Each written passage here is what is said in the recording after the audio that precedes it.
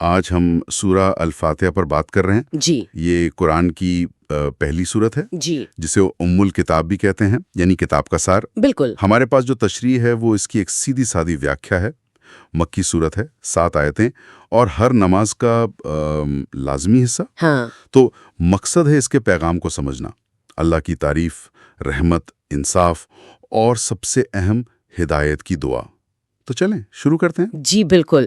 اور یہ دیکھنا بڑا دلچسپ ہے کہ کیسے یہ چھوٹی سی سورت پورے اسلامی عقیدے اور بندے اللہ کے رشتے کا نچوڑ ہے، جیسے آپ نے کہا چند لفظوں میں ایک پورا نقشہ۔ شروعات ہوتی ہے بسم اللہ الرحمن الرحیم سے، ہاں یعنی اللہ کے نام سے جو نہایت مہربان، بڑا رحم والا ہے۔ کہا جاتا ہے کہ ہر نیک کام اسی سے شروع کرنا چاہیے۔ جی، اور یہاں رک کر ان دو ناموں کو سمجھنا ضروری ہے، رحمان اور رحیم۔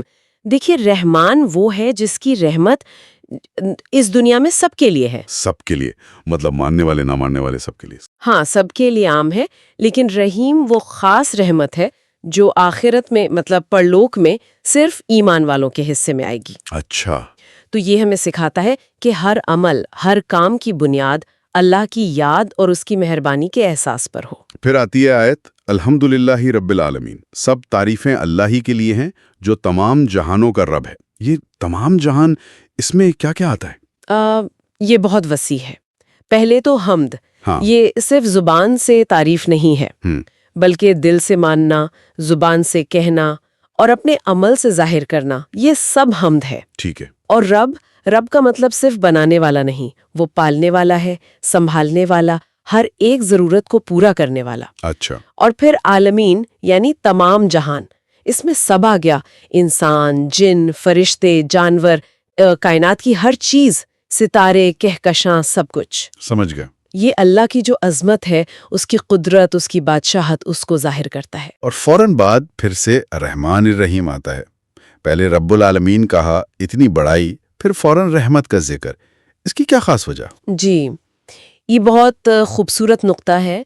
پہلے اللہ نے اپنی عظمت بیان کی، میں سارے جہانوں کا رب ہوں، مالک ہوں، چلانے والا ہوں۔ ہاں، اور پھر فوراً یاد دلایا کہ میں رحمان اور رحیم بھی ہوں۔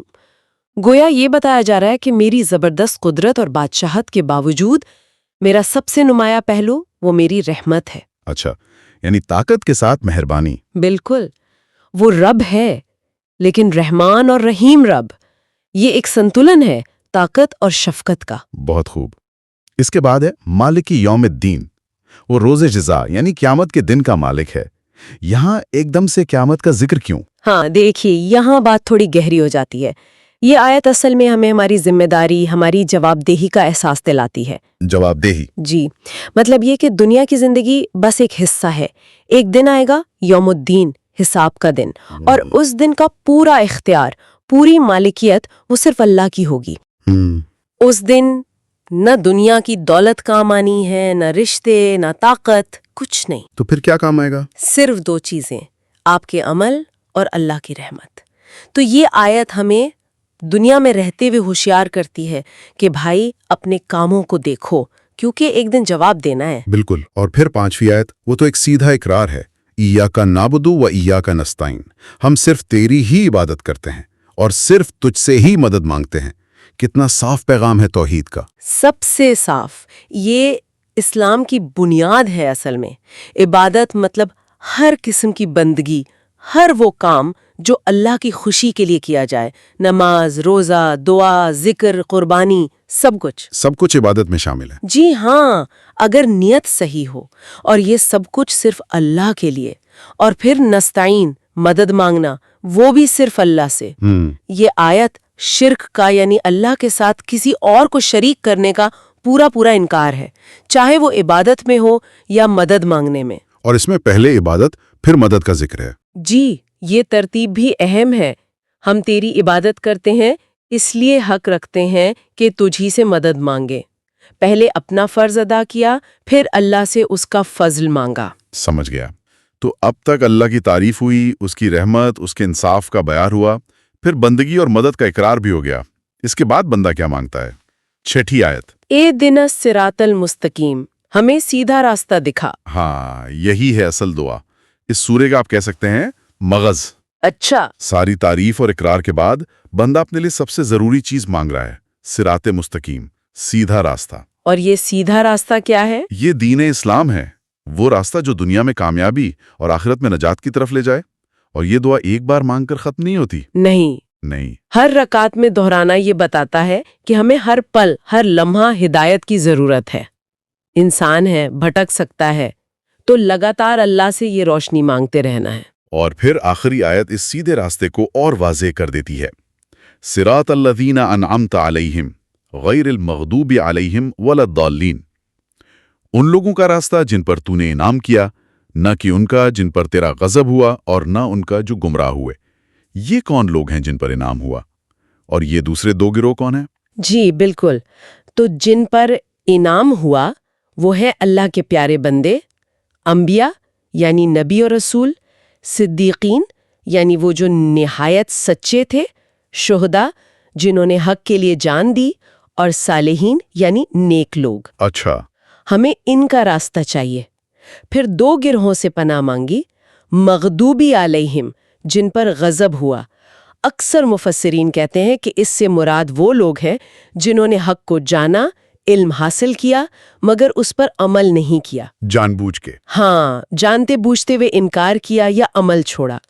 اور ضالین گمراہ لوگ، ان سے مراد وہ ہیں جو راستے سے بھٹک گئے، چاہے وہ جہالت کی وجہ سے ہو یا دین میں حد سے بڑھنے کی وجہ سے۔ تو دعا یہ ہوئی کہ یا اللہ ہمیں علم بھی دے اور اس پر عمل کی توفیق بھی دے، اور ان دونوں گمراہیوں سے بچائے، نہ جانتے ہوئے حق چھوڑے نہ بنا جانے بھٹکے پھریں۔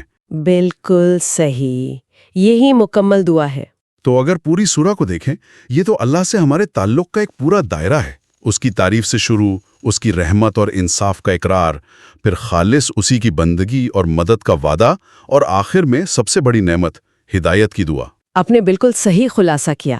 اسی لیے اس کو ہر نماز کا، ہر رکعت کا حصہ بنایا گیا ہے۔ یہ ہمیں بار بار یاد دلاتی ہے کہ ہماری زندگی کا مقصد کیا ہے، ہمارا رب کیسا ہے، اور ہمیں کس چیز کی سب سے زیادہ ضرورت ہے۔ وہ ہے اللہ کی ہدایت۔ صحیح۔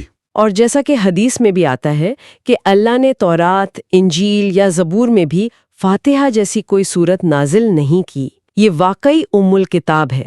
اس میں اللہ کی حمد، عبادت اور ہدایت کی دعا سب کچھ جمع ہے۔ آج ہم نے سورہ الفاتحہ کے گہرے معنوں کو سمجھنے کی کوشش کی، جو ہمیں سروت سے معلوم ہوئے، اللہ کی بڑائی سے لے کر سیدھے راستے کی طلب تک۔ جی، ایک آخری بات سوچنے کے لیے، یہ سورہ ہم روز دن میں کئی بار نمازوں میں پڑھتے ہیں۔ اگر ہم کبھی صرف ایک بار، جیسے آپ کہہ رہی تھیں ایاک نعبد و ایاک نستعین، پڑھتے ہوئے بس اسی آیت پر پوری طرح دھیان دیں، اس کے مطلب پر غور کریں، تو کیا یہ ہمارے روز کے کاموں، ہمارے فیصلوں اور اللہ پر ہمارے بھروسے میں کوئی واضح فرق لا سکتا ہے؟ اس کے بارے میں ضرور سوچیے گا۔